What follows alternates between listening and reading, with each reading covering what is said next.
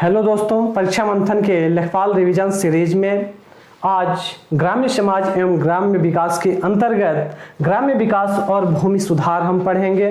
दोस्तों, भूमि सुधार जो चैप्टर है यह परीक्षा की दृष्टि से बहुत महत्वपूर्ण है और साथ ही साथ दोस्तों हम ये जो भूमि सुधार पढ़ेंगे यह अंग्रेज जब से ईस्ट इंडिया कंपनी को भारत में दीवानी मिली या कहें बक्सर के युद्ध के बाद उसे दीवानी प्राप्त हुई, तब से हम इसकी चर्चा करेंगे क्योंकि यहाँ से प्रश्न पूछे गए हैं। और साथ ही साथ हम क्वेश्चन के साथ विभिन्न फैक्ट्स को देखेंगे, विभिन्न तथ्यों को देखेंगे ताकि कोई तथ्य छूटने न पाए यदि परीक्षा की दृष्टि से वह महत्वपूर्ण है तो दोस्तों हम प्रश्न देख रहे हैं वर्ष 1765 में। ध्यान दीजिएगा, वर्ष 1765 में ईस्ट इंडिया कंपनी ने मुगल शासक से किन राज्यों में भूमि कर वसूल करने का अधिकार प्राप्त किया था? तो दोस्तों यहाँ ऑप्शन ए है बंगाल, ऑप्शन बी है बिहार, ऑप्शन सी है उड़ीसा और ऑप्शन डी है उपर्युक्त सभी। तो दोस्तों ऑप्शन डी सही है, यानी बंगाल, बिहार और उड़ीसा तीनों राज्यों में उसे दीवानी वसूलने का या दीवानी का अधिकार यानी कर वसूलने का अधिकार प्राप्त हुआ ईस्ट इंडिया कंपनी को। तो दोस्तों हम सबसे पहले बात करते हैं आखिर वह समय क्या था और वह कैसी परिस्थितियां थी कि मुगल शासक को दीवानी देनी, 3 राज्यों की दीवानी देनी पड़ी। उस समय तो कहा जाए तो बंगाल ही था, बंगाल की दीवानी देनी पड़ी। तो दोस्तों बक्सर के युद्ध को आप याद कीजिए जो 22 अक्टूबर 1764 में लड़ी गई। इसमें मुगल बादशाह की पराजय होती है और इसी पराजय के फलस्वरूप 12 अगस्त 1765 ईस्वी, ध्यान दीजिएगा 12 अगस्त 1765 ईस्वी को इलाहाबाद की संधि संपन्न होती है। और इलाहाबाद की जो संधि है यह मुगल बादशाह शाह आलम और रॉबर्ट क्लाइव के मध्य होती है और इसी में रॉबर्ट क्लाइव मुगल शासक शाह आलम से बंगाल, बिहार और उड़ीसा की दीवानी प्राप्त करते हैं। और इस प्रकार से हम देख रहे हैं कि तीनों यानी बंगाल, बिहार, उड़ीसा तीनों ऑप्शन सही है और इस तरह से उपर्युक्त सभी इसके आंसर होंगे। अब हम अगले प्रश्न की ओर बढ़ते हैं। इलाहाबाद की संधि याद रखिएगा, सबसे पहले अंग्रेजों को दीवानी का अधिकार उसी संधि के तहत प्राप्त हुआ। हम देख रहे हैं दूसरा प्रश्न है, जमींदारों के द्वारा लगान वसूल करने की अस्थायी बंदोबस्त की प्रथा किसने स्थापित की? जमींदारों, ध्यान दीजिएगा यहाँ वर्ड है जमींदारों के द्वारा लगान वसूल करने की अस्थायी बंदोबस्त की प्रथा किसने स्थापित की? तो दोस्तों हम ऑप्शन देख रहे हैं Lord Ripon, Lord Cornwallis, Lord Wellesley, Lord Dalhousie. तो दोस्तों हमारा जो आंसर है वह लॉर्ड कॉर्नवालिस सही है, अर्थात ऑप्शन बी सही है। अब हम चर्चा कर लेते हैं कि अस्थायी बंदोबस्त कब लागू की गई और इसके पीछे के कारण क्या थे, इसके लाभ क्या थे और इसके दुष्परिणाम क्या हुए। तो दोस्तों ध्यान दीजिएगा, 22 मार्च 1793 ईस्वी को अस्थायी बंदोबस्त लॉर्ड कॉर्नवालिस द्वारा अस्थायी बंदोबस्त की घोषणा की गई या अधिसूचना जारी की गई। समय था 22 मार्च 1793 ईस्वी। दोस्तों इसमें अगर हम कर की बात करें कि कितना कर वसूला जाता था किसानों से, तो दोस्तों जो कर वसूला जाता था वह 10/11 और 1/11 के रूप में था। यानी हम बात करें तो 10/11 जो हिस्सा था वह कंपनी या कहें तो सरकार के पास जाता था और 1/11वां जो हिस्सा था यह जमींदार अपने पास रखते थे। तो यहां से भी क्वेश्चन पूछा जा सकता है कि जमींदारी प्रथा या अस्थायी बंदोबस्त के तहत कितने प्रतिशत कर कंपनी के या कहें तो सरकार के पास जमा होता था, कितना जमींदार लेते थे? तो 10/11% कर कंपनी लेती थी या सरकार के कोष में जमा होता था और 1/11 जो प्रतिशत जो कर था वह जमींदार अपने पास रखते थे। दोस्तों अब हम बात करें तो अस्थायी बंदोबस्त को इस्तमरारी बंदोबस्त के नाम से भी जाना जाता है। यह 2 तरह से दिया जाता था जमींदारों को, एक अस्थायी बंदोबस्त के तहत और दूसरा अस्थायी बंदोबस्त के तहत। नाम से ही स्पष्ट है कि अस्थायी क्या है और अस्थायी क्या है। तो दोस्तों अस्थायी बंदोबस्त जो था यह दो प्रकार से दिया जाता था, एक अस्थायी बंदोबस्ती के अंतर्गत और दूसरा अस्थायी बंदोबस्ती के तहत। दोस्तों एक महत्वपूर्ण बात है, सर जॉन शोर जो बंगाल में राजस्व बोर्ड के चेयरमैन थे, सर जॉन शोर, तथा वहां के जो रिकॉर्ड कीपर थे जेम्स ग्रांट, इनके प्रयासों के फलस्वरूप 1790 ईस्वी में, ध्यान दीजिएगा 1790 ईस्वी में जमींदारों को 10 वर्ष के लिए अस्थायी बंदोबस्त दिया गया, या जमीन अगर कहा जाए भूमि का स्वामित्व जमींदारों को दिया गया 1790 ईस्वी में। लेकिन 22 मार्च 93 ईस्वी में इसी बंदोबस्त को अस्थायी कर दिया गया, यानी वो जमींदारों के नाम से हो गया, जो 10 वर्ष के लिए दिया गया था उसे अस्थायी कर दिया गया। 1790 में 10 वर्ष के लिए दिया गया, लेकिन 93 में 22 मार्च 93 में क्या किया गया, अस्थायी कर दिया गया कि यदि जमींदार मरता है या 10 वर्ष का समय व्यतीत होता है तब भी वह जो भूमि है वह उसी जमींदार के नाम से रहेगी। अगर जमींदार मरता है तो उसके बेटों के नाम से हो जाएगी। तो दोस्तों यहां ध्यान दीजिएगा, इस प्रकार से यह अस्थायी कर दी गई जमींदारों के लिए। इससे फायदा क्या हुआ कंपनी को? दोस्तों ध्यान दीजिए, कंपनी और किसानों के मध्य जमींदार के रूप में एक मध्यम वर्ग का उदय हुआ, जिसे सामान्यतः बिचौलिया कहा गया। यानी किसान सीधे जो कर थे वो अब कंपनी को नहीं देते थे या कंपनी के अधिकारियों को नहीं देते थे, किसे देते थे? जमींदारों को देते थे। और इस प्रकार से किसान और कंपनी या कहें सरकार के बीच में एक बिचौलिए वर्ग का या मध्यम वर्ग का प्रादुर्भाव हुआ। और यह जो मध्यम वर्ग था यह सरकार के प्रति या कहें अंग्रेजों के प्रति, ध्यान दीजिएगा, अंग्रेजों के प्रति निष्ठा पालन करने लगा, क्योंकि उससे उनका हित सत्ता था। 1857 की जब आजादी की लड़ाई हुई तो यही जमींदार किसानों को कुचलने के लिए अंग्रेजों की सहायता कर रहे थे, क्योंकि इस तरह से अस्थायी बंदोबस्त के तहत, ध्यान दीजिएगा, अस्थायी बंदोबस्त के तहत जमींदारों के रूप में कंपनी को एक नया अगर कहें तो कर्तव्यनिष्ठ वर्ग प्राप्त हो गया, जिसका प्रथम अगर हम कहें प्रथम स्वतंत्रता संग्राम में अंग्रेजों को व्यापक सहयोग मिला इस वर्ग का। तो दोस्तों यह हमारे लिए नुकसान ही था, हमारे देश के लिए। दूसरा किसानों के लिए नुकसान यह था इस व्यवस्था के अंतर्गत कि ये जितना चाहे मनमाना कर वसूल सकते थे और उसका 10/11 हिस्सा अंग्रेजों को देखते थे और 1/11 हिस्सा अपने पास रखते थे। जितना ये मनमाना कर वसूल सकते थे, लगा सकते थे कर, और उसका 10 जो कर वसूलते थे उसका 10/11 हिस्सा कोष में जमा होता था और 1/11 हिस्सा जमींदारों के पास रहता था।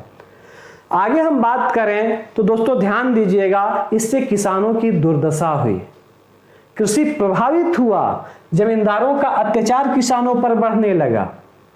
आगे हम बात करें तो यह जो व्यवस्था थी इसमें जो भूमि का स्वामी था, एक प्रश्न पूछा जा सकता है कि अस्थायी बंदोबस्त में भूमि का स्वामी कौन होता था? तो दोस्तों अस्थायी बंदोबस्त में जो भूमि का स्वामी होता था वह जमींदार होता था। जमींदार चाहे तो किसी को भी जमीन दे सकता था, चाहे तो वह उसे बेदखल कर सकता था। इस पर जमींदार के ऊपर इस प्रकार की कोई अंकुश नहीं थी। इसमें एक कानून बना था, जमींदारी व्यवस्था या कहें अस्थायी बंदोबस्त में एक कानून था जिसे सूर्यास्त का कानून या सनसेट लॉ के नाम से जाना जाता है। सनसेट लॉ यह था कि कॉर्नवालिस ने 22 मार्च 93 में तो अस्थायी बंदोबस्त कर दिया, लेकिन इन्होंने 1794 में, ध्यान दीजिएगा, 1794 में एक वर्ष बाद सनसेट कानून पास किया। सनसेट कानून यह था कि एक निश्चित तिथि पर एक निश्चित राशि अगर कोष में जमा नहीं की जाएगी कर की संध्या से पूर्व, तो वह भूमि से जो जमींदार था वो बेदखल कर दिया जाएगा और पुनः उस भूमि के स्वामित्व के लिए नीलामी की जाएगी और जो ऊंची बोली लगाएगा उसे वह दे दी जाएगी। तो उसी को दोस्तों सनसेट लॉ या सूर्यास्त कानून के नाम से जाना गया। इस कानून ने भी किसानों का हित किया। कारण था कि डेट, जैसे अगर कोई डेट हो गया कि 17 जुलाई तक आपको शाम होते होते सूर्य डूबने से पहले इतना कर जमा कर देना है राजकोष में, और एक कर जमा नहीं हो पा रहा है। तो जो जमींदार थे अपनी जमींदारी बचाने के लिए किसानों पर अत्याचार करते थे कि तुम चाहे जहां से भी हो कर लाकर लगान लाकर हमें दो, क्योंकि उनकी जमींदारी तभी बचेगी। तो इस तरह से किसानों पर इस कानून के तहत अत्याचार भी बढ़े। स्पष्ट हो रहा है। अब हम अगली क्वेश्चन की तरफ बढ़ते हैं। तो यहाँ महत्वपूर्ण तथ्य याद रखिएगा, जमींदारों में ध्यान दीजिएगा, जमींदारों के द्वारा लगान वसूल करने की अस्थायी बंदोबस्त की प्रथा लॉर्ड कॉर्नवालिस के द्वारा प्रारंभ की गई। 22 मार्च 1993 में यह व्यवस्था प्रारंभ की गई। इसे इस्तमरारी बंदोबस्त के नाम से भी जाना जाता है। सरकार को 10/11 हिस्सा लगान मिलता था, लगान का जमा करना पड़ता था जमींदार को, और 1/11 हिस्सा जमींदार अपने पास रखता था। यहां से भी क्वेश्चन पूछा जा सकता है। अगर हम बात करें कि अस्थायी बंदोबस्त के क्षेत्र कौन कौन से थे जहां यह व्यवस्था लागू की गई, तो ध्यान दीजिएगा, बंगाल, बिहार, उड़ीसा, पूर्वी उत्तर प्रदेश में यदि हम कहें तो जो बनारस का जो क्षेत्र है, बनारस का क्षेत्र, और उत्तरी कर्नाटक का जो क्षेत्र है, वहां पे अस्थायी बंदोबस्त या कहें जिसे जमींदारी प्रथा हम कहते हैं, वहां लागू की गई। बंगाल, बिहार, उड़ीसा, ये 3 याद रखिएगा। फिर उत्तर प्रदेश का बनारस क्षेत्र याद रखिएगा, यानी पूर्वी उत्तर प्रदेश की बनारस क्षेत्र, और इसके साथ साथ उत्तरी कर्नाटक क्षेत्र में अस्थायी बंदोबस्त व्यवस्था लागू की गई। तो यहां से भी प्रश्न पूछा जा सकता है। यह प्रश्न पूछा जा सकता है कि अस्थायी बंदोबस्त में भूमि का स्वामी कौन होता था, तो जमींदार होते थे, या जब चाहे किसानों को अपनी भूमि से बेदखल कर सकते थे या लगान में परिवर्तन कर सकते थे। अगले क्वेश्चन की तरफ हम बढ़ें तो रैयतवाड़ी व्यवस्था कहां लागू की गई थी? बंबई, मद्रास, असम, ऑप्शन डी है उपरोक्त सभी। तो दोस्तों ऑप्शन डी सही है कि रैयतवाड़ी जो व्यवस्था है वह बंबई, मद्रास, असम, इन तीनों जगहों पे लागू की गई थी। अब हम बात कर रहे हैं कि 1792 ईस्वी में, ध्यान दीजिएगा, 1792 ईस्वी में अस्थायी बंदोबस्त कब लागू की गई? 1793 ईस्वी में। उससे 1 साल पहले यानी 1792 ईस्वी में सर्वप्रथम मद्रास जो प्रेसिडेंसी थी, तो मद्रास प्रेसिडेंसी के बारामूला, ध्यान दीजिएगा, जिले में सबसे पहले रैयतवाड़ी व्यवस्था लागू की गई। मद्रास प्रेसिडेंसी के बारामहल जिले में सबसे पहले रैयतवाड़ी व्यवस्था लागू की गई। अब हम बात करें कि रैयत और वाड़ी है क्या, तो दोस्तों ध्यान दीजिएगा, रैयत का जो अर्थ होता है वह किसान होता है, जो वाड़ी का अर्थ होता है यह प्रबंधन होता है। यहां हमें स्पष्ट हो रहा है इस शब्द से ही, यह किसानों का प्रबंधन है। रैयत यानी किसान, वाड़ी अर्थात प्रबंधन यानी किसानों का प्रबंधन है। तो इसमें अगर क्वेश्चन पूछा जाए थोड़ा सा बदल करके कि रैयतवाड़ी व्यवस्था में भूस्वामी कौन होता था, तो सीधा सा अर्थ है कि रैयतवाड़ी व्यवस्था में जो भूमि के स्वामी होते थे वो रैयत यानी किसान होते थे। अब भूमि के स्वामी जब किसान है तो लगान सीधे किसान सरकार को जमा करते थे या कंपनी को जमा करते थे। तो इस प्रकार से रैयतवाड़ी व्यवस्था में मध्यम वर्ग का उदय नहीं हुआ। किसान सीधे कंपनी या सरकार से, प्रशासन से जुड़े हुए थे। क्वेश्चन अगर पूछा जाए कि भारत के सबसे अधिकांश क्षेत्रफल पर कौन सी व्यवस्था लागू रही, अगर अस्थायी बंदोबस्त व्यवस्था, रैयतवाड़ी व्यवस्था या फिर महालवाड़ी व्यवस्था, तो दोस्तों मैं आपसे बता दूं रैयतवाड़ी व्यवस्था संपूर्ण ब्रिटिश साम्राज्य के 51% हिस्से पर लागू थी, यानी सबसे बड़ी यह लगान वसूलने की व्यवस्था थी। अगर हम इसके क्षेत्रों की बात करें कि यह किन किन क्षेत्रों में लागू की गई, तो दोस्तों याद रखिएगा, बंबई प्रेसिडेंसी जो दक्कन वगैरह का जो संपूर्ण क्षेत्र है, मद्रास प्रेसिडेंसी दक्षिण भारत का संपूर्ण क्षेत्र, असम प्रेसिडेंसी, असम यानी जो चाय बागान वगैरह थे तो असम का क्षेत्र था, और इसके साथ साथ अगर हम बात करें तो सिंध का क्षेत्र था, कुछ हिस्सा पंजाब का था। तो दोस्तों इतने क्षेत्रों में रैयतवाड़ी व्यवस्था लागू की गई थी। इसे लागू किसने किया था, तो थॉमस मुनरो ने लागू किया था। यह क्वेश्चन पूछा जा सकता है कि रैयतवाड़ी व्यवस्था किसने लागू की थी, तो थॉमस मुनरो ने लागू की थी। थॉमस मुनरो के संदर्भ में याद रखिएगा 19 ईस्वी से 1826 ईस्वी तक थॉमस मुनरो बंगाल जो मद्रास प्रेसिडेंसी का यह गवर्नर था।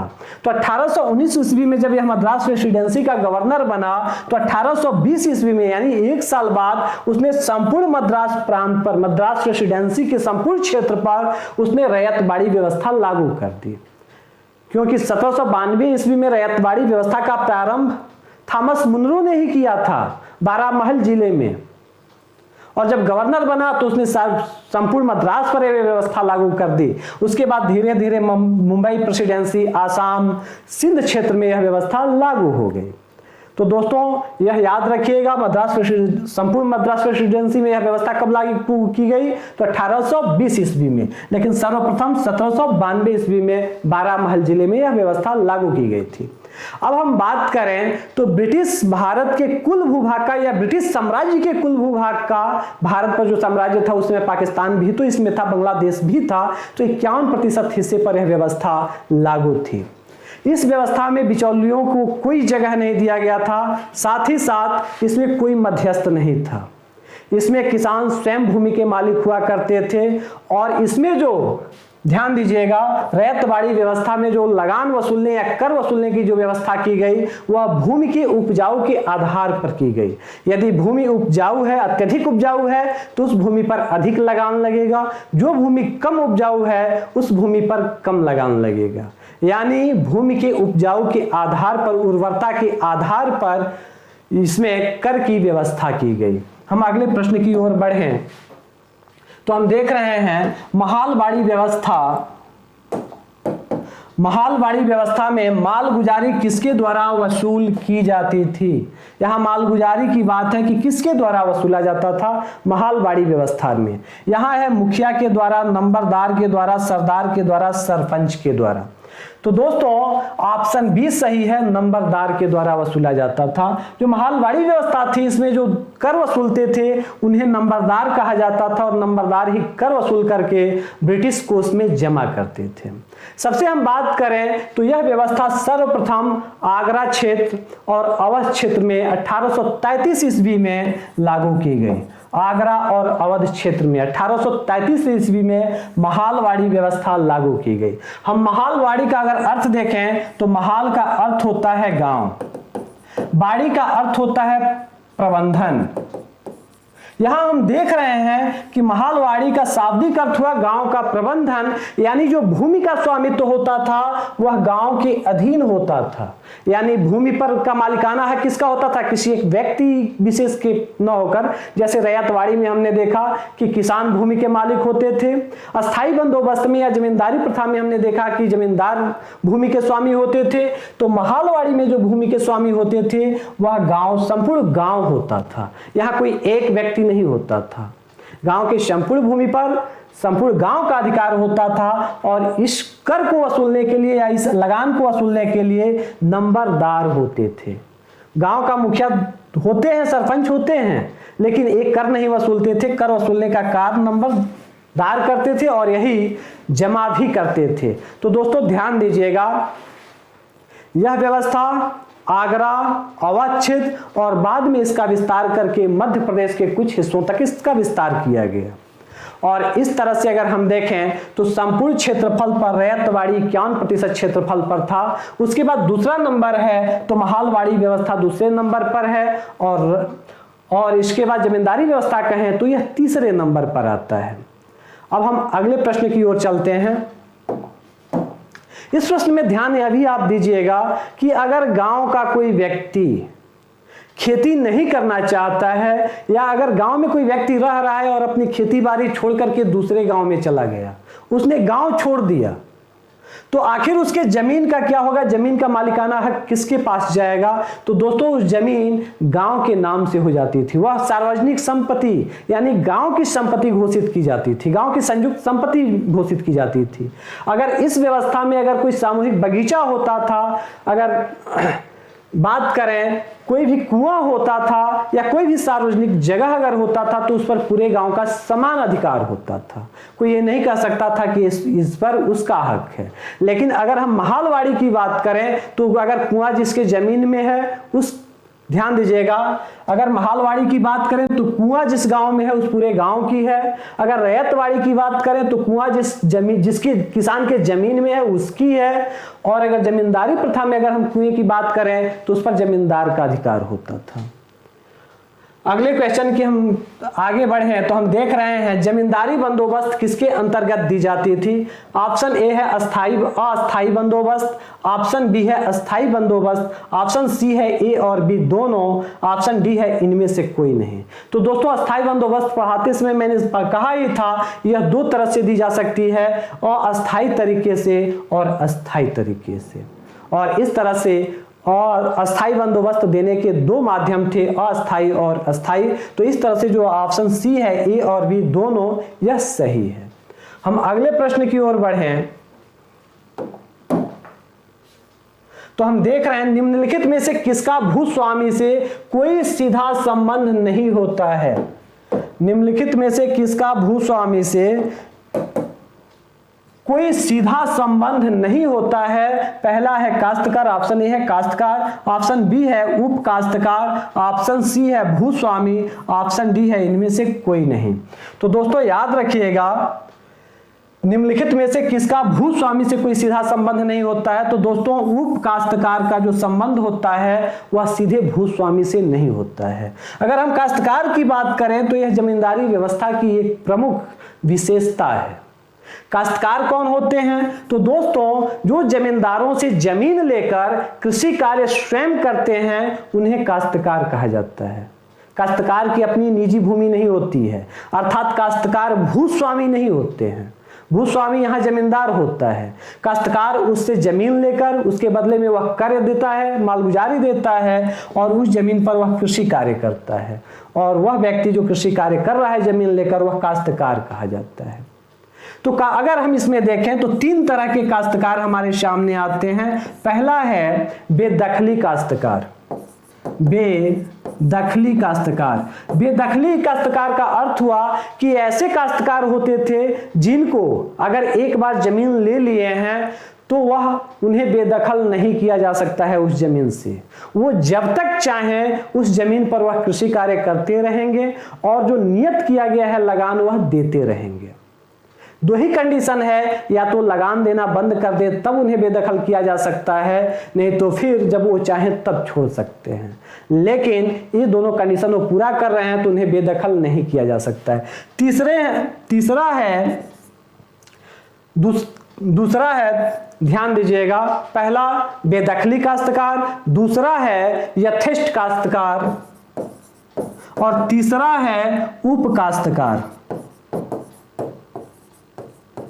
उप काश्तकार, यथेष्ट काश्तकार का अर्थ हुआ कि यदि जब जमींदार चाहे यथेष्ट काश्तकार को वह भूमि से बेदखल कर सकता है। इसके लगान को या कर को हम कहें तो वह परिवर्तित कर सकता है, बढ़ा सकता है, घटा सकता है।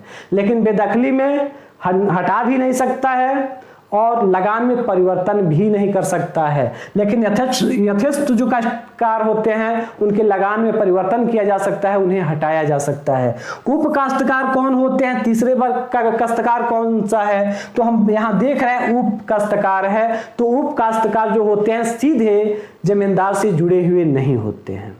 कोई व्यक्ति जमींदार से जमीन लेता है लेकिन वह कृषि कार्य करना नहीं चाहता है तो वह व्यक्ति जो जमीन है किसी अन्य को ट्रांसफर कर देता है या दे देता है कृषि कार्य करने के लिए। तो जो तीसरा व्यक्ति है वह एक बिचौलिए के माध्यम से जुड़ा हुआ है भूस्वामी से, और इस तरह जो तीसरा जो अब खेती कर रहा है वह उप काश्तकार कहा जाता है। तो दोस्तों तीन काश्तकार हमें दिखाई दे रहे हैं, बेदखली, यथेष्ट और उप काश्तकार। उप यथेष्ट और बेदखली का सीधा संबंध जमींदार या भूस्वामी से होता है, जबकि उप काश्तकार का संबंध सीधे न होकर किसी माध्यम से भूस्वामी से होता है। भूस्वामी वह होता है जिसके नाम से भूमि होती है। तो इस तरह हम यहाँ देख रहे हैं निम्नलिखित में से किसका भूस्वामी से कोई सीधा संबंध नहीं होता है। तो ऑप्शन बी सही है, उप काश्तकार का।